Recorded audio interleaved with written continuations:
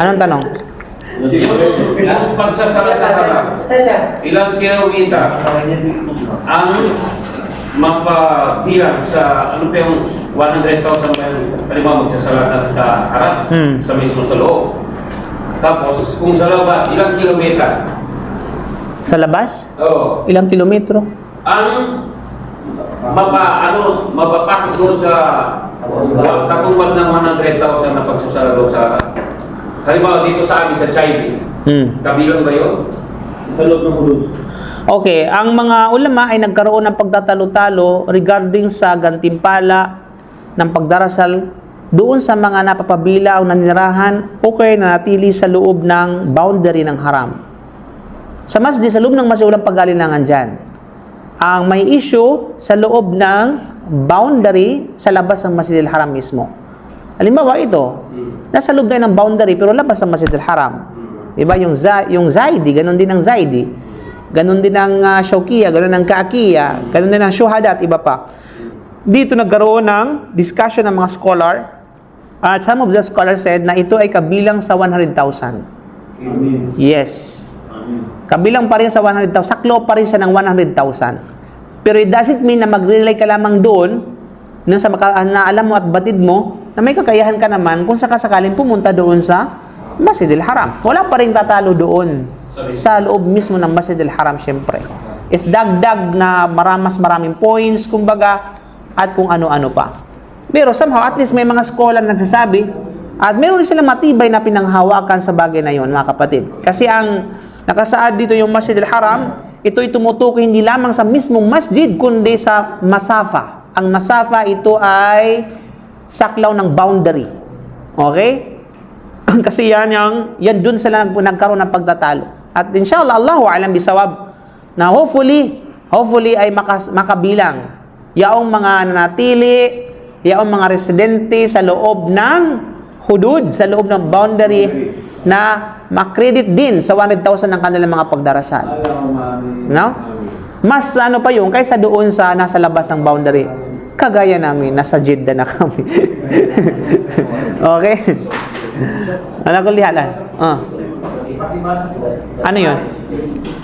Yung number 1? Okay, number 1, maji'u zamanin yusbihu rajulu mu'minan wa yumsi kafiran.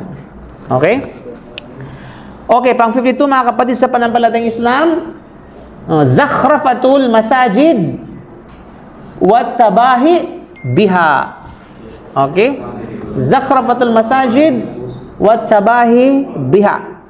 Nang ibig sabihin mga kapatid sa pananampalatayang Islam ay pagpapalamuti ng mga masjid at competition sa bagay na ito.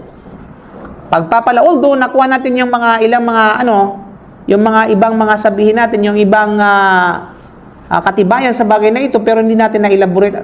Okay na ipapaliwanag ng sabihin natin ay maigi. So, kabilang sa sign ng araw ng paghukom, mga kapatid, na kung saan ay ang mga masjid ay papalamutian, tapos ay magkukompetisyon ng mga tao sa bagay na ito. Kahit ang pangunahing prinsipyo ay ang mga masjid ay mga tahanan ng Allah subhanahu wa ta'ala para sa pagsamba sa Kanya. At itinayo sa paghahangad ng gantimpala mula sa Kanya. Yun talaga yung pangunahing principle natin. Malinaw, ang masjid ay para sa ibada, ang masjid ay para sa pagsamba sa Allah subhanahu wa ta'ala, para sa pag-alaala sa Allah subhanahu wa ta'ala, hindi para sa ibang bagay. Okay? Subalit sa pagtatapos ng panahon, maraming tao ang magtatayo ng mga masjid at magpapalamuti sa mga ito. Nangyari ba ito? Opo. Nangyari na, walang duda. Ang bawat tao ay nakikipagkumpetensya sa kagandahan at palamuti ng masjid na kanyang itinayo, na kanyang inisponsoran, na ipinapakita ito sa media, no? May mga Instagrammable masjid. Mashallah, tabarakallah. Sinapasyalan mo yun. Wow, may ano pa doon, from pink kid. Ha? May frost pa eh. Oh, may mga ano pa, no? Subhanallah. Tapos may mga pangalan pa kung sinong nag-sponsor, kung sinong nagpatayo. Diba? At at ang bawat tao ay nakikipagkumpetensya sa kagandahan. At palamuti ng masjid na kanyang itinayo, no? At nakakagambala rin sa mga sumasamba sa kanilang pagsamba. ay gaya ng pagtingin sa mga palamutin ito. Di ba usually kapag masyadong maganda sa loob ng masjid, kapatid, hindi natin maiwasan na habang tayo nagdarasal, yung ating mga mata umiikot. Ang ganda naman yan. Ganun po. Tapos babasahin pa talaga yung aya, Allahu la ilaha illahu al-hayyul qayyum. Habang nagdarasal. Pwede ba yun? Meron pa yung mga stick bag na nagkalagay. Hindi ko sinasabing pwede. Kapag nangyayari ito, di ba? Di ba dapat doon ka naman? Kaya nga, oh, bakit mo ginagawa yun?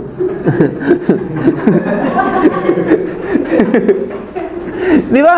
So kapag tayo ay magdarasal, supposedly, yung ating tinatawag na khusyur, yung ating paningin ay doon sa nilalapatan ng ating noo, sa ground.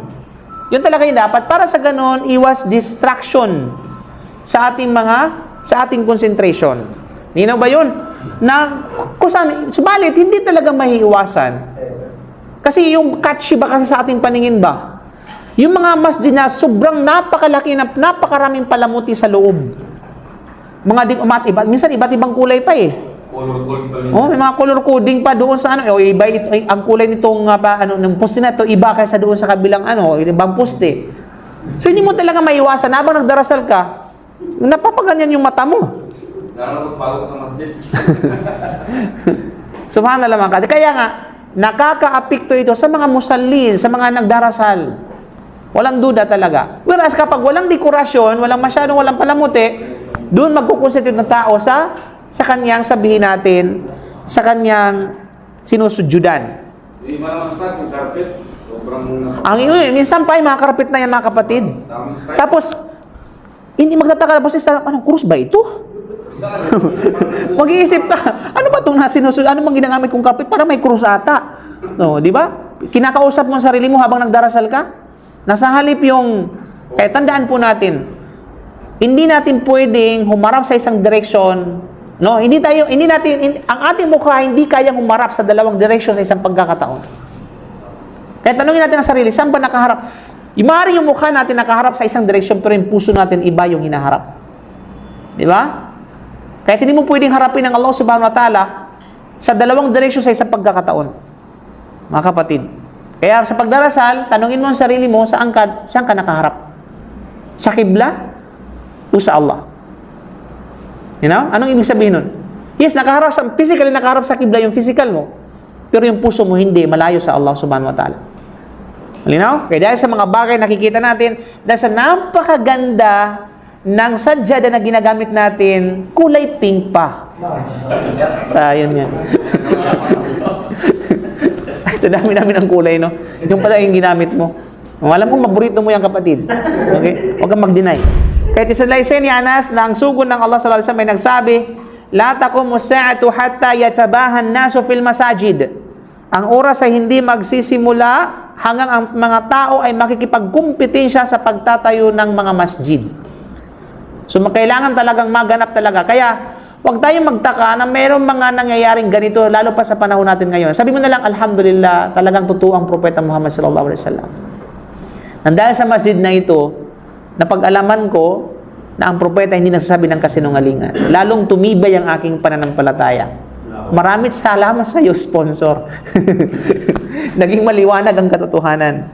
Kaya, ang mga sahaba, ang ilan sa mga sahaba ay nagbabala, mga kapatid, nagbigay ng warning laban sa pagiging nakatuon sa pagpapaganda ng mga masjid. Kaya yung focus lang ba, pagpapaganda ng masjid, wala namang nagdarasal. Meron na sa amin, doon sa Mindanao, part na Mindanao, sa Davao Oriental, nung ako ay nagkataon na umikot sa mga ilang mga baryo at mga ilang mga barangay, ang ganda ng masjid. Nung nagdarasal kami, sinong imam? Ako pa yung nag-adhan, ako pang nag-ikama. Walang imam. Wala daw imam. Marami lang daw Jum'ah. Pero ang ganda ng laki ng masjid.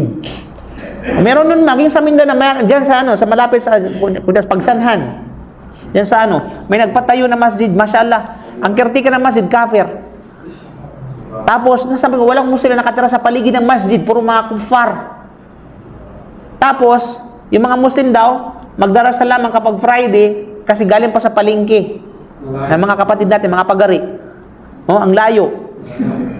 Pero sabi ko, anong nakain ng taong ito? Bakit nagpatayo ng masjid sa gitna ng mga community ng mga kufar? Di ba? Bakit hindi nila siya kumuha ng isang lugar na nandun may mga Muslim, katabi nila yung masjid. So nakakalungkot mga kapatid sa pananampalatayang Islam. Huwag natin gayahin dito sa Saudi.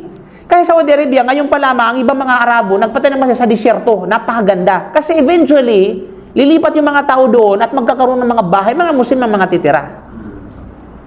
Diba? Isa atin. Wala kang assurance magmumuslim yung kapitbahay ng masjid. Tapos andun tayo, nag-aalaga ng baboy. Sa likod ng bahay niya. Hindi mo pwedeng pagbawalan. Hindi mo sabi na, uy, huwag kang mag-alaga ng baboy, masjid dito. Sino ka? Hindi mo naman natulupa. Di ba? Kasalanan ko ba, nagpatayo ng masjid dyan? Akong nauna rito. Subhanallah mga kapatid. Kasi minsan, hindi lang isa nasa lugar ba? Basta lang may pakita, meron tinatawag na sponsor, hindi natin alam yung history kung bakit, ganyan. Alam mo saan, sa mga kamundong bagay, personal interest. Mga kapatid sa pananampalatayang Islam.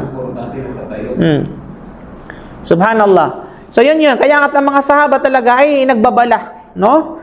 Na kaya wag tayong tumuon sa pagpapaganda masyado ng masjid at paggagambala sa mga ito mula sa mga pagsamba, dhikr sa Allah subhanahu wa ta'ala at mga gawain ng pagsunod sa Allah. Kaya sinabi ni Ibn Abbas radiyallahu an, la tuzakhrifunnaha kama zakhrafaha al-yahudu wan nasara. Palalamutihin ninyo ang mga ito gaya ng pag-adorno ng mga Hudyo at mga Kristiyano sa kanilang mga lugar ng pagsamba, ng mga bahay dasalan. Walang duda. Saan ba ginagaya ito? Sa mga Hudyo at mga Kristiyano.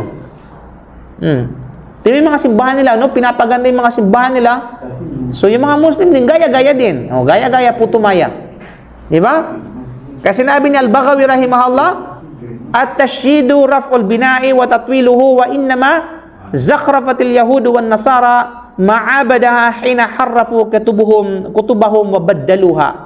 Pinalamutian ng mga Hudyo at Kristiyano ang kanilang mga lugar ng pagsamba o bahay dasalan nang binaluktot at binago nila ang kanilang mga aklat. Nung binago nila yung kanilang aklat sa katanatawang ng kapahayagan, after noon ay pinalamutihan nila yung kanilang mga bahay dasalan. So wag mong sabihin nagagaya tayo dun mga kapatid.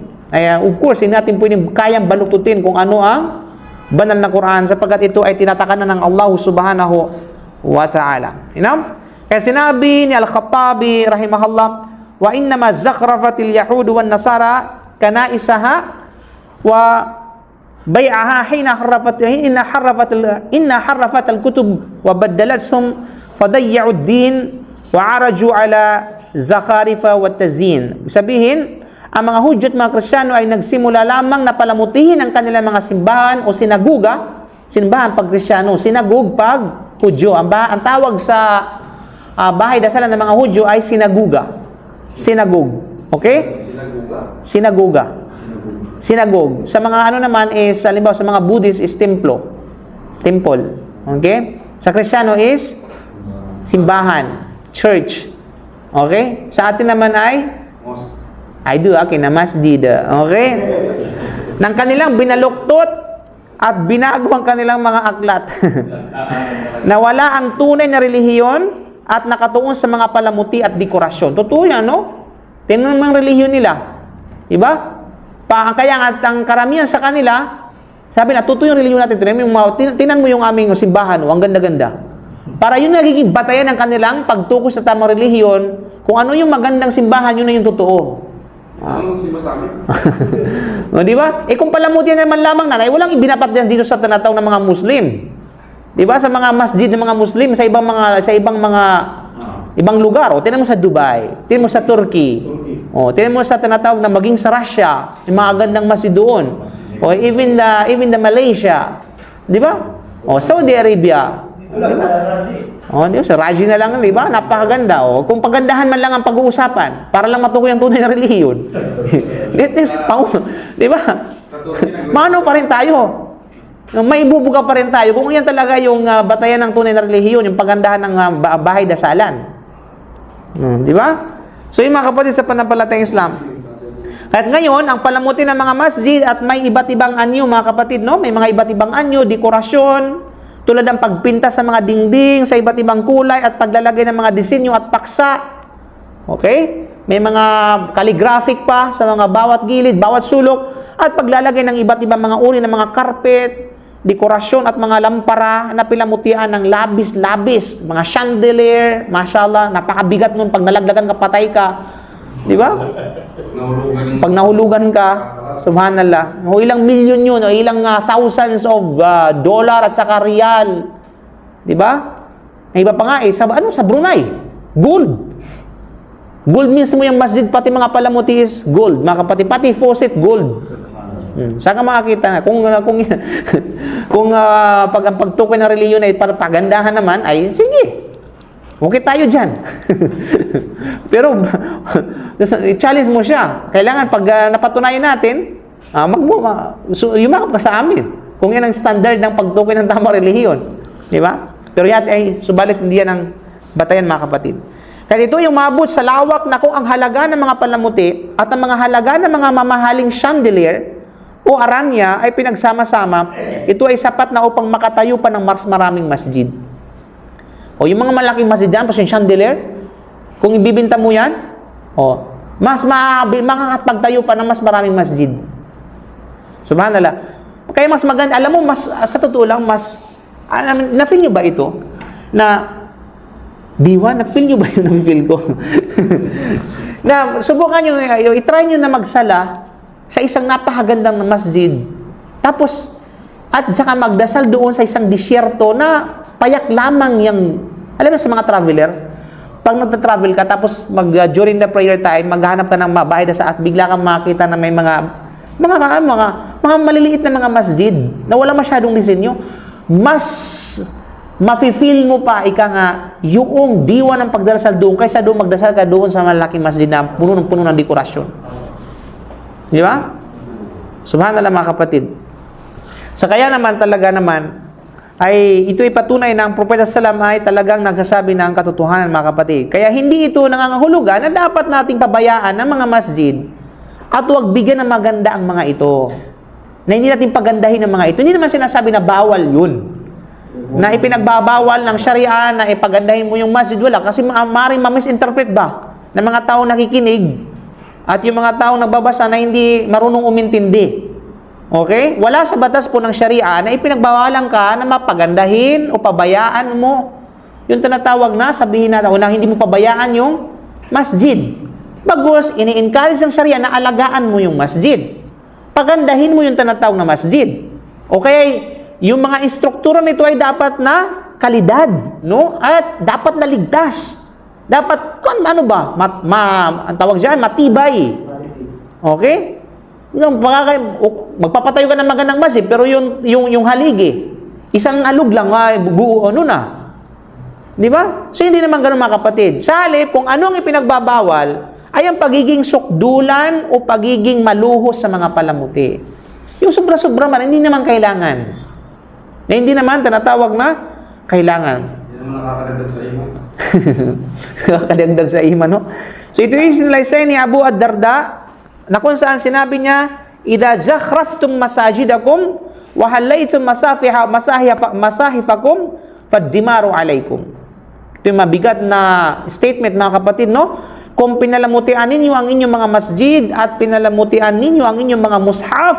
Yan mo ngayon, yung mga salafus salih, wala sa ganito yung mga panahon nila ng papalamuti ng masjid at papalamuti ng mga mushaf. Pero napipredict nila, batay sa prediction ng Propeta Muhammad sallallahu alaihi wasallam, na darating talaga yung mga palamuti na yan. Papalamutihin yung masjid, papalamutin ng mushaf. Ngayon yung mushaf, masyadong may kulay pink na, bawat surah, iba't ibang kulay. May mga blue, may pink, may orange, may violet, may indigo. Di ba? Makikita mo yan. Sobrang mahal pa naman nun. Pagbilhin mo. Di ba? Subhanallah. Kaya sabi niya, kung pinalamutian ninyo ang inyong mga masjid at pinalamutian ninyo labis-labis ang inyong mga mushaf, kayo ay mapapahamak. Kayo ay tinatawag na mapapahamak, mga kapatid. Kaya makikita niyo mga ibang mga mushaf, sa sobrang ganda ng mushaf, ayaw nang buksan. Gagawa na ng Instagramable lang, Imam Mahdi. Di ba sabi na, ganda ng mushaf ko. Alhamdulillah. Ang tanong, binasa mo ba yan? Huwag mo na mag-comment kasi baka ma-offend pa, baka masaktan pa eh. Okay? Subhanallah, mga kapatid, sa panampalatayang Islam. Diba? So, naway, inshallah, maging balansi tayo. At kung meron man tayong kakayahan, magpatayo ng masjid, at least balanse. Pagandahin, walang problema, pero wag lang yung labis-labis sa pagpapaganda na hindi naman kailangan.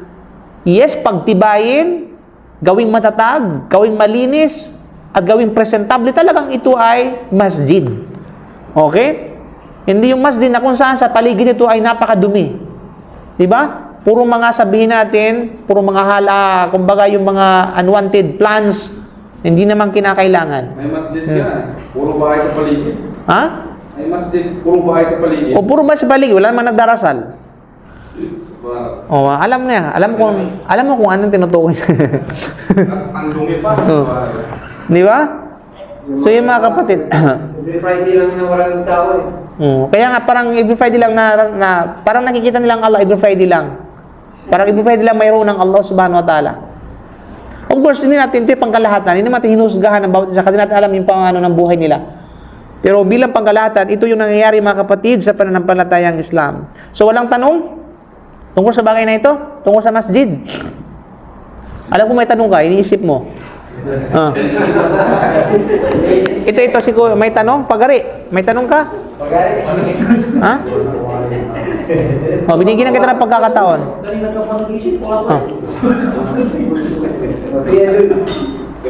Anong tanong mo? Ano pa? Okay? Walang tanong? Okay.